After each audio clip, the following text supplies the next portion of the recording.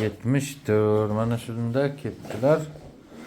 Hop, 74 tapchkalarini bu yoqqa olib qo'ydim. Turgan amashada Bo'ldi, ana shunday yoting. Hozir molaja qilamiz. Umurtqalar juda qiyshayib ketibdi emirtida. Namangan viloyati Chust tumanidan Varzik ha? Varzik. Ismingiz? Nasirjon. Nasirjon aka.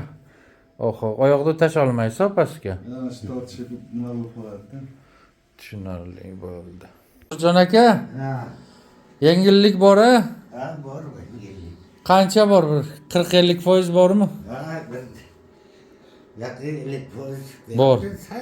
Sen bir og'riyapti. Ha, tizza og'riyapti. Ha. Beldiki qo'yib yubordi, pay. Beldagi qo'yib yubordi, bu yoqni qo'yib yubordi soyil. Qo'yib yubordimi? Qo'yib yubordi. Yana yurib bering. Siz ham shundaqa yengil yurishlari kammi uyda? Ha, yo'q, turgandan keyin yo'lamaslar. Ozgina turib, oyoq Yuryaptilarmi? borsa keyin. Ha. Hozir sizda L5, L4, L3 umurtqalar qisilgan. Ha, ha. Kamiga qiyshey, skalyoz bor. Ha. Tushunyapsizmi? Skalyoz. O'shalarda to'g'rilab berdik, yengil urdik, uncha qattiq urmadik, lekin tizzangizda eskidan muammo bor.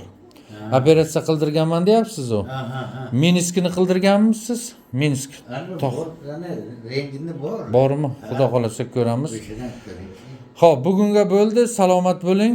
Rahmat, Alloh sog' bo'lsin. Xudo xohlasa yana ertaga bitta kelasiz. Ha, Xudo xolasa.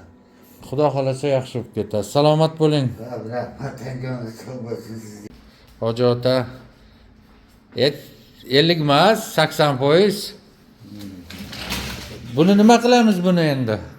Men olib qolaymi? Mayli, Alloh shifo bersin aka, salomat bo'ling. Ertaga 8 da kelaverasizlar-da yana.